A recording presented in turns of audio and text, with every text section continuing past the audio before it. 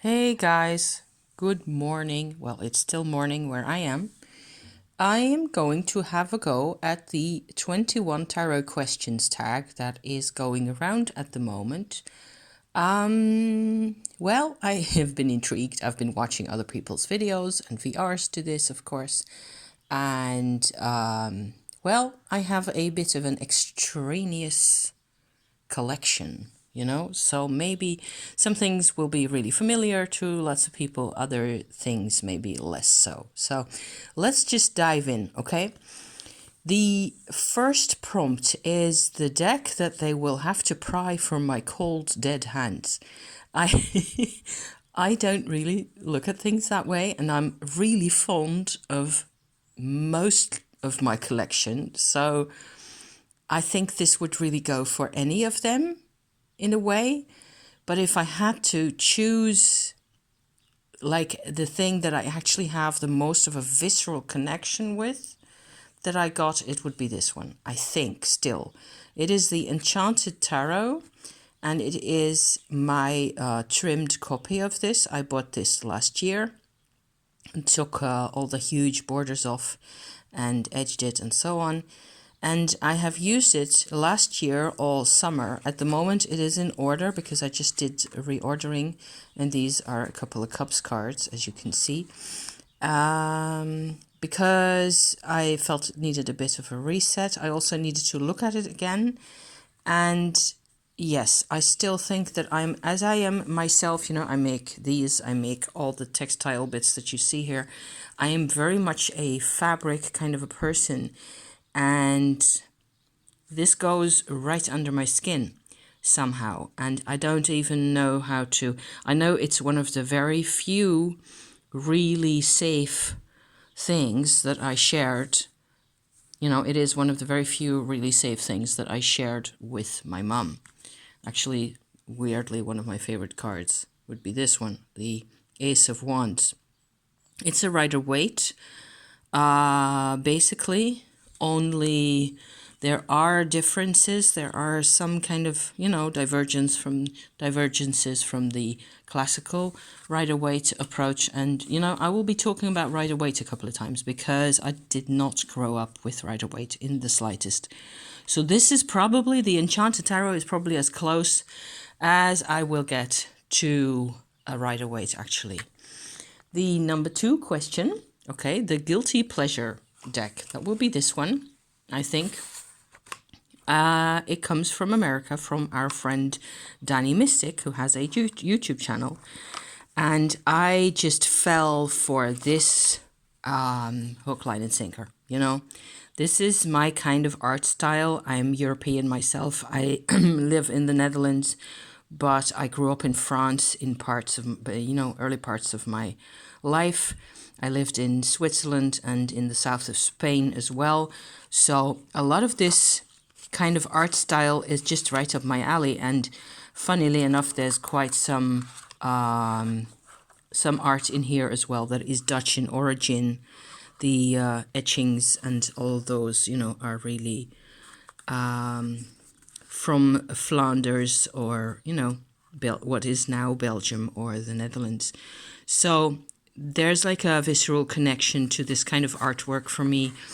And historically, I don't know, it just clicks. But it's something I don't normally allow myself to do, to actually order from across the pond a deck that isn't necessarily expensive, but what with customs and postage and all the rest of it, it tends to, get a bit heavier on the wallet. And I just, there's the Danny's Intel right there. I love this deck. I've worked with it quite a bit. I can just whip it out. There's enough Rider-Waite in here. I have said Rider-Waite, okay, Rider-Waite Smith. I use Rider-Waite Smith Intel to the extent that I did learn a lot of tarot with Rachel Pollack's 78 Degrees of Wisdom. I actually had to rebuy those books when I started back on my tarot journey a couple of years ago. And most of it was still etched in my brain, actually. So this has some enough Rider-Waite elements in it that it is easy to recognize the cards. Also, they do have captions, contrary to this, where I cut everything off that had any information as to which is which. I still have to count the number of things there, you know. So, but that still works for me. It's fine, you know. So this is the only deck I really own that would qualify as guilty pleasure that much. I do often see things on the internet that made me drool, you know, that I really would like to own. But in the end, it amounts to like such piles of money that I simply don't feel comfortable spending that on a deck when it's, you know, a week's worth of groceries. Okay, prompt number 3. The deck you wish existed. Now, this is a fun one for me. I actually put them out in order here because otherwise I will never make this happen. This is a bag, you know, from an old bag that I sort of revamped myself into something I could actually use. And it contains some cards that have to do, for me, everything with my Tumo practice. And these cards I make myself as well. So the deck I wish existed is actually a deck that holds all these kinds of symbolism. This is the right way up right there. But very, not so much from a Buddhist perspective, but from my own Tumo perspective, Tumo practice perspective. So I keep, occasionally once a year or so, I will go into the internet and I will choose images that for some reason or other give me, this is a really strong one that I was really glad to be able to find because it has everything to do with the Tumo experience. There's even 2 of these in here with a different back image to the middle there. So that is the deck I wish existed. The deck that shows what it's like to practice Tumo and what it feels like. And I believe a lot of, you know, Himalayan art refers to Tumo, to the experiences, and I can only approach that, you know, from my own experience. So there you go.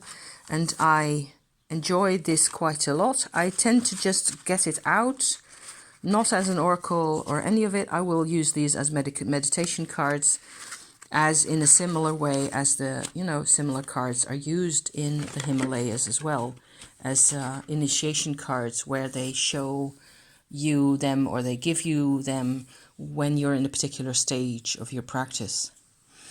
So that is my deck that I ended up making for myself, where it really has a lot of meaning for me personally. This fabric, of course, is also from Afghanistan, somewhere, place like that. So yeah. The deck, let me see. I put this in the wrong order. Oh no, I remember now. There is a hole, theoretically, in between these. Because question number 4 is, what deck would you give a new reader? So, not this one, obviously. I would definitely give a new reader, or advise a new reader, to grab a deck that has Rider-Waite Smith images, but certainly also combined with Tarot de Marseille to some extent. Depending, I find this a tricky question because it depends so much where you are in the world, you know, what it is that you're going to want to learn. Rider-Waite is easy to communicate to other people about. So if that's what people are about and what people want, then they should definitely, there will be Tarot de Marseille items coming up, you know, pip decks coming up in this collection here if we get to the end of this video. Okay, so that is my suggestion. Not one of the decks that I own necessarily. I do not own a deck that I would feel would really work for somebody, except maybe for something like this, the steampunk. But there's, you know, this is here for a different reason. Next question. The deck that never clicked. Rider-Waite Smith. The classical versions of Pamela Coleman Smith's artwork give me the willies. Actually, that is a different question. I've no idea why. Just not my kind of visual imagery at all. If I look at all the rest of what I've got, all this is much wilder, you know? So maybe it's just too safe for my life. I think that would be fair. I never clicked with Rider-Waite-Smith decks, with Pixie's artwork. I appreciate her as a person, and I'm kind of getting slowly to appreciate her artwork a bit more these days. It's grudging. I'm sorry. It's not my fault, you know? It's just, it feels safe for me. And I much rather have something that's, you know, less easy to deal with. Number 6, the deck I only keep for the art. This is where we go to this one. This is the Dreams of Gaia, of course, that you spotted. I only keep this for the art because I definitely love the art in this. I think it's absolutely stunning. And it's a different system in all sorts of ways. And it doesn't really make a lot of sense to me. But the images are so pretty. And this is just something I can completely go, it's like a world of its own. So I can completely go into all this. And it also connects to some extent with a Northern Europe kind of a vibe for me. Beautiful. Here, all this kind of foresty, Mist of Avalon kind of stuff. Celtic, you know, yeah, in a way. Beautiful. Also loads of really cosmic and angelic images like these. Beautiful. All the nature bits and animals, the drawing, the art style is just glorious. But I don't know what this means. And I have to look everything up in the book. Too much. I have to look up too many things for it to work in a spread. I tend to use tarot in spreads, you know, as you can see in my videos on my channel. I tend to just, you know, do my card things, and I want to be able to... I've used it, but not enough. So, for the art style. The deck number 7 that I bought because everyone else did. So this took me a minute. There were a couple of questions here that I really had to think about how this was going to work out. And I ended up settling for my double copy of the soul cards. I bought this definitely under the influence of people on YouTube. Simon Harrison at the Hermit's Cave, I think at that time definitely was the one. Simon made me do it, you know. They promoted this in my awareness. I don't work with it that much. And I don't really know how to work with it, I suppose. I will pick a card or two whenever I feel like it, but that's like twice a year. And I really love the art style. And I appreciate the kind of the vibe, you know, the kind of effort that went into this, and the general very human-centered, emotional, expressive and connective kind of a vibe, if you have to describe it. So yeah, so I love that. But I haven't had much of a chance to connect you know, with people in my life. Every time I try, or every time I used to try, it's changed now, but every time I used to be in a position where I could actually connect with people, you know, like this. Yes, this, I know what this means, but I do not have enough. Probably that's it. You know, I do not have enough of this in my own life as an experience to feel completely at home with this. And there's this kind of stuff, you know, is also, this is what my life was like, of course, large parts of it, or this, just by myself, you know, and just proud and distant and that kind of thing, you know. And the emotion in this is not really how I tend to feel. This isn't, this is just scary, you know. Ugh. Stick that one to the back. A lot of it is really relatable. I can recognize what it's about, but it takes me a minute to connect to this to the extent that I could decide, okay, if this is me, if I pick this card, if this is me, then what does that mean for me at that time? I will always look at the landscape or whatever it's supposed to represent, you know, at the time first. That the landscapes and the colors will make more sense to me than the figures of people.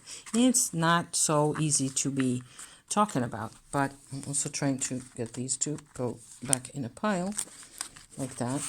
So maybe that's, well, there's a couple of reasons like that why my soul cards don't really do as much. I enjoy it, and I would never let it out of my house or let it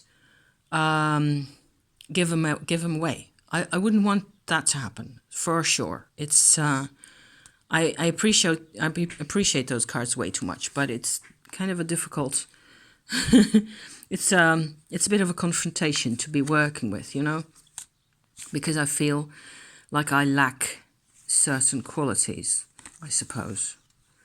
Even if I don't really lack them, or they're not really absent from my life. This is me.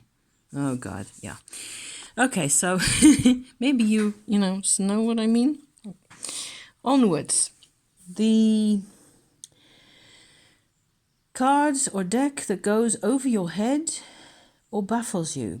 I'm afraid it would have to be this gorgeous pouch here, containing the Marielle. I've worked with this in, this was actually the first deck I got from somewhere else, so from outside the country, and I actually had to pay to get. It wasn't that expensive. It's the first edition, and I believe it's mass market. I don't think I got this. I got this off my local, shop, internet shop, where you can order these things. I love the imagery and the art style again, but it doesn't always connect that much. Beautiful, beautiful art style, beautiful drawings of people. I appreciate drawings of people. Like, wow. I mean, the feathers and all that stuff, and it's also kind of explicit, you know, in some ways. I don't mind that at all. It's just, yeah, it is explicit. It's androgynous. It's got all the physical. I like that.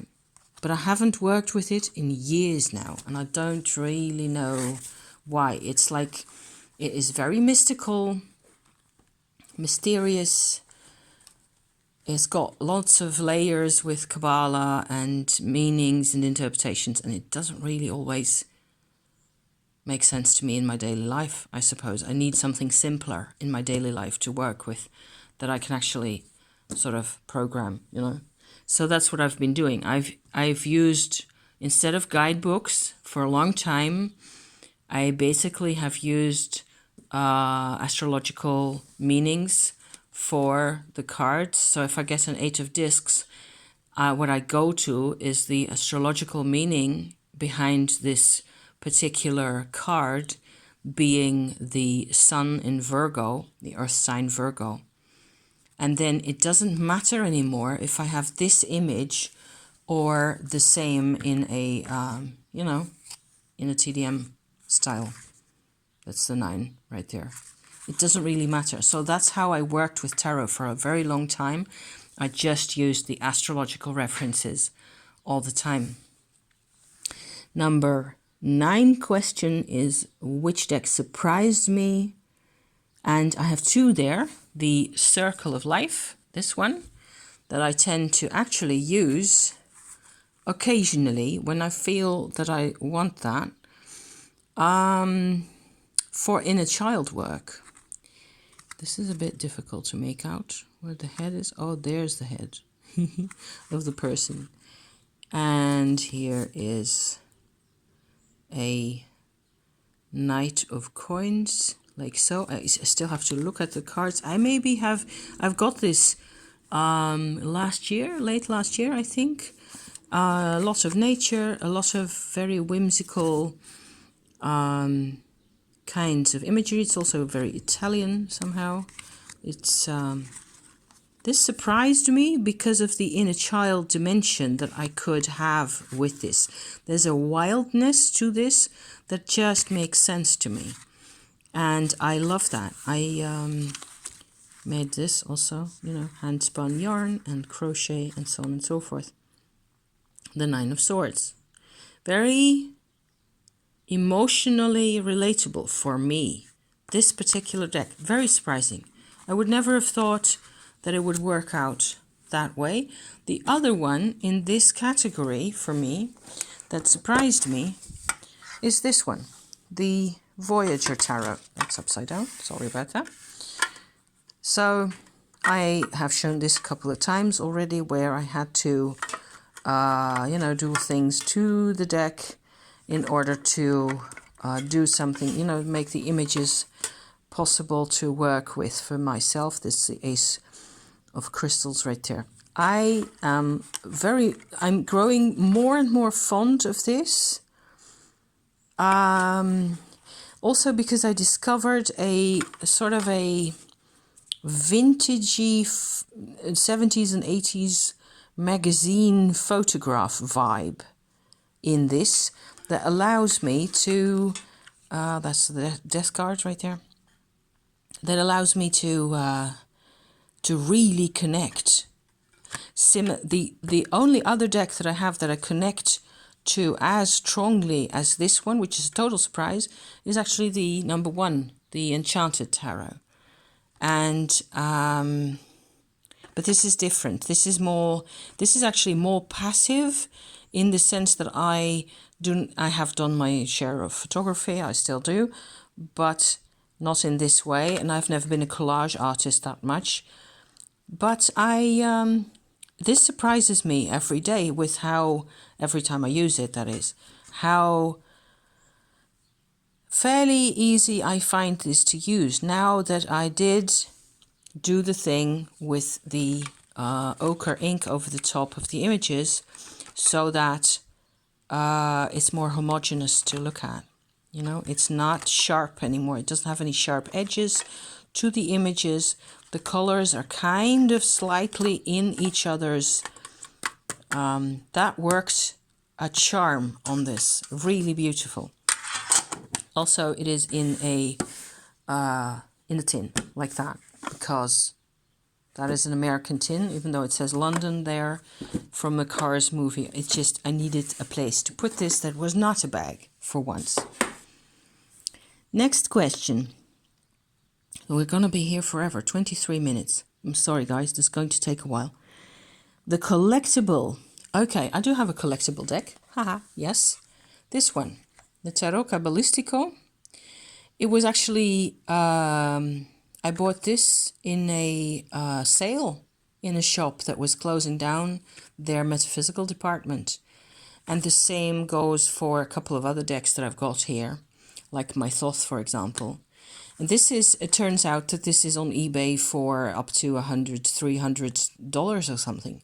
I actually got a second copy given to me the last time I was at the shop, and I bought my other parts of the collection that I have. And I sold it to somebody in the States for, I believe, 70 or so. So because I just felt like I'm not going to ask that amount of money. That doesn't make any sense to me. I've worked with this. I find it enjoyable. I certainly used it to get familiar with the astrological connotations, before I started making my own booklet with my information for each card, separately on each sheet, so that I could look things up. Before that, I used to look up my astro references in this deck, actually.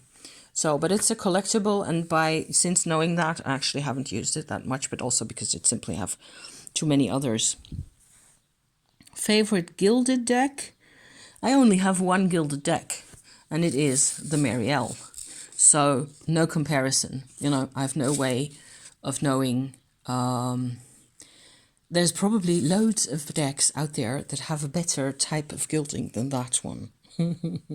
So, yeah. And number 12. What deck do you love but hate the cardstock? That was an easy one. That is going to be the Steampunk, the Barbara Moore Steampunk. I think this is just so funny and nuts and special. And it has all sorts of little vibes. It's like also the kind of the opposite of the emotional vibes I get with the Enchanted Tarot or the Voyager or this one here. This is much more rationalist, and it's just very, very different. However, this works now in terms of cardstock because I stuck a transparent plastic on the back of each card.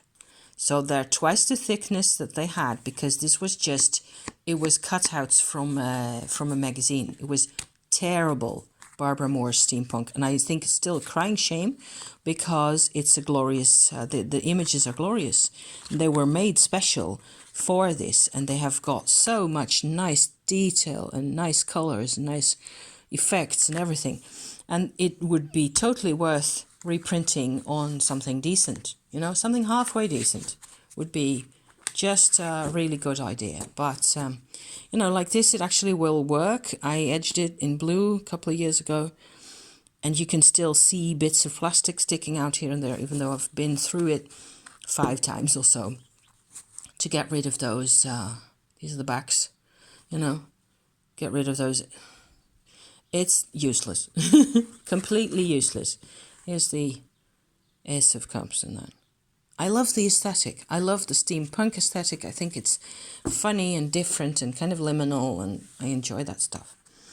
So that is the hate the cardstock. It's only that one. Deck that gives me the willies. Number 13, Mildred Payne. So any of you, of course, who are here will be familiar with the Patrick Valenza works that he puts out, Mildred Payne being one of them. Mildred Payne's Pocket Oracle, that is. That's the one I'm referring to here. There are several decks associated with this fictional character of Mildred Payne. I have a whole issue with that, and I won't go into it because I think I will end up offending people who enjoy this kind of work, and I just don't, and I can't. It's not because it's witchy or because it has witchy images. I have looked at all Patrick Valenza's decks at least 4 or 5 times online, and it ties in with another question a bit further down the line. So we will get back to that when we get to it. Decks I use for shadow work, number 14. That will be the Thoth. Where is it? Over here. So the Thoth deck, this one. This is another one of the decks that I got in my sale in that shop. So the box is very battered, and also this gets a lot of use. This gives me a kind of a rational perspective on things often. So for shadow work, when I'm kind of scared and I don't know where, when I just want something that gives me basic information. It also does have the astrological references on each card, but it looks like things are, it's a perspective of where you have things sort of under control, and that gives me a bit of space, a breather, you know, from all the crazy in my life. That's what this deck tends to do. The aesthetic of it. I love the artwork also, because it's all, you know, it's all hand drawn. Let me see if I can pull out a card here. You all know what this looks like, of course, but this it's easy to process. And here it says Jupiter over there, and down here it says Pisces. See, so Jupiter and Pisces. To me, that makes heaps of sense. So that's the one thing.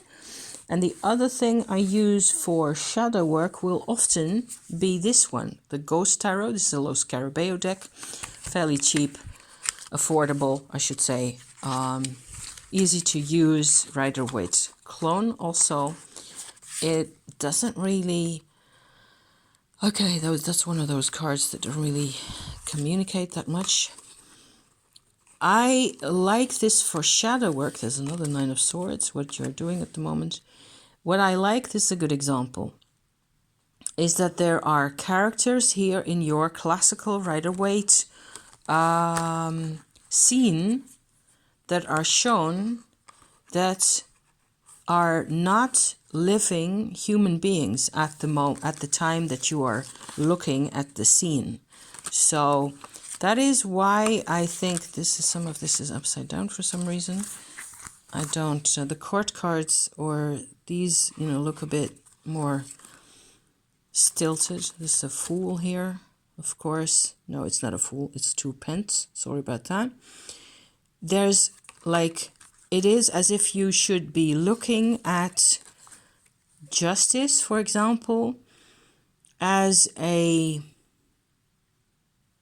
ghost. So an idea or an impression, something like that. The 6 of Wands here.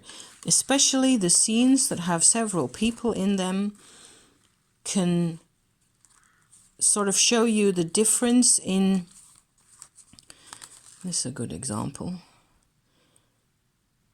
The adult grown woman has a ghost lion next to her, so not a physical lion, whereas the child, girl, has an actual living cat in her arms.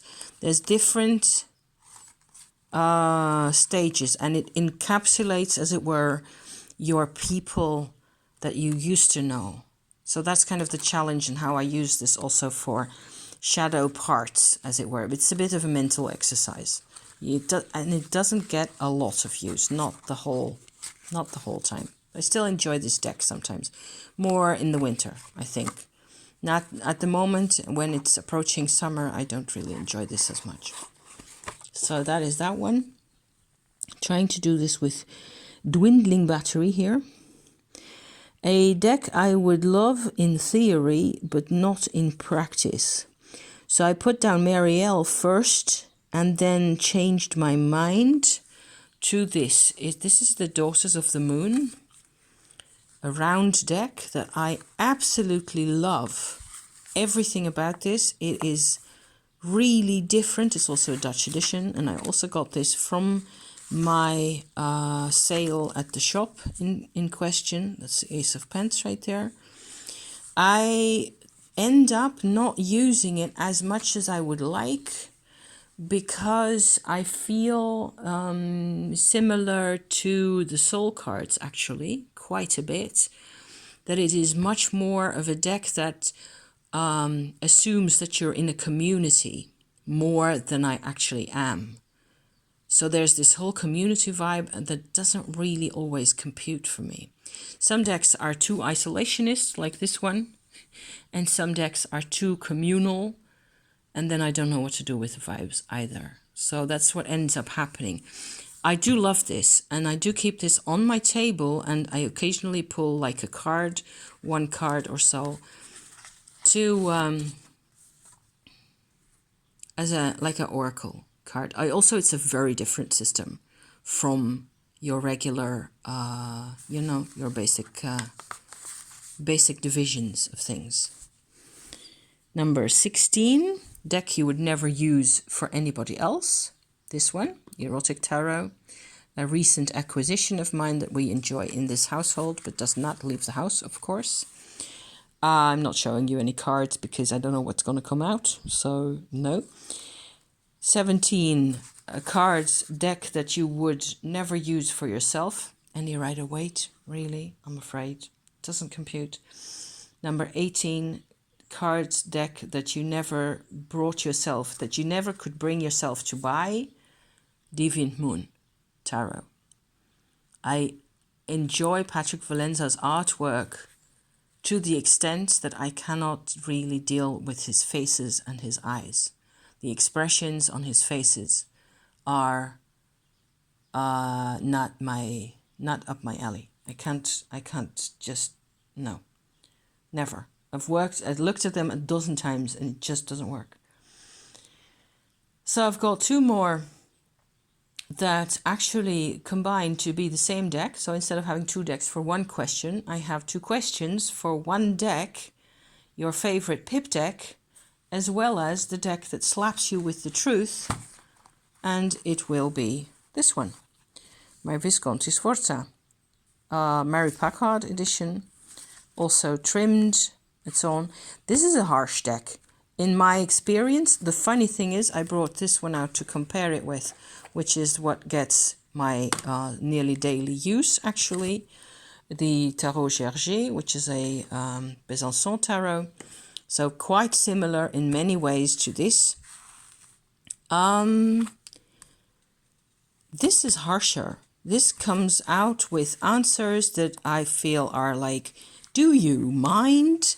You know, but it's very pretty and I'm really fond of it because I actually got back into tarot after a long absence from the ranks, I might say. This was what I went and got, and it was like reconnecting with cultural history, with art in all sorts of ways. I can't even begin to explain how much this means to me. So, and I can't even begin to explain it because I don't know in a lot of ways still why why this deck? Why? You know, it's Italian, so great. So, but it slaps me with the truth in the sense that it's more uncomfortable to work with than this one, whereas this is actually not so much my favorite pip deck. It has some ugly McGuggly faces, look at that, you know. But this I can deal with. This does not slap me, you know. It doesn't pretend to know everything where I just have to buckle up and deal with it. This is kind of gentler. Okay, so the deck that got away, number 21, last question. Yay, 37 minutes. That would be the Hermetic Order of the Golden Dawn. I think I binned it eventually because I could not deal with the ugly artwork in that one. It's a black and white pen and ink drawing deck, and some parts of it are fairly easy to work with. I was very attracted. I bought it, or I got it as a present actually, from my mum when I was about 17 in Paris. And I tried working with it for about a year or so. And then it got shoved in a box and basically never got touched again except once every 5 or 6 years or so. Each time I felt betrayed by the ugly artwork, especially the strength card and lions and female bodies were just a disgrace in there. Compared to all the other beautiful things I own nowadays, my God, you know, it was not good. So I ended up actually sticking it in the bin in a fit of anger and trying to get decluttered. You know how it is, you know. So it got away. The symbolism and a lot of the layers of the, you know, that you would normally find, like, for example, in a lot less appealing deck like the Kabbalistico over there, that actually appealed to me. And the Kabbalah dimensions, the, you know, Hebrew lettering, alchemical references, all that, I'm all about that. But I still feel this is more or less, what is this? 4/5 of my actual collection that actually gets any use, minus the Marielle, which doesn't really get a lot of use. This very occasionally, you know, a couple of them don't really get a lot of use every day. But most of these I actually do use on and off for a period of time. This is my collection, more or less. And I think I have 2 or 3 others, and that's it, you know, that aren't really, that I was trying to, like I own a Tarot Misha, for example, that I really enjoy. I don't use it as much, but it's also Rider-Waite typical clone. So, but the aesthetic doesn't really, it has been quite a comfort, you know. It's a kind of aesthetic that is just, you know, like this one, or like, I don't know, which other one even the Mystic Masters, I suppose. The type of deck that you would really pull out in a coffee house, and it would just be a comfort to handle and to have to work with, you know. It's very strange how different each deck really is in how it feels and in how it works out for me. And so there's my sketch. There's my 21 tarot questions. I hope this is worth watching.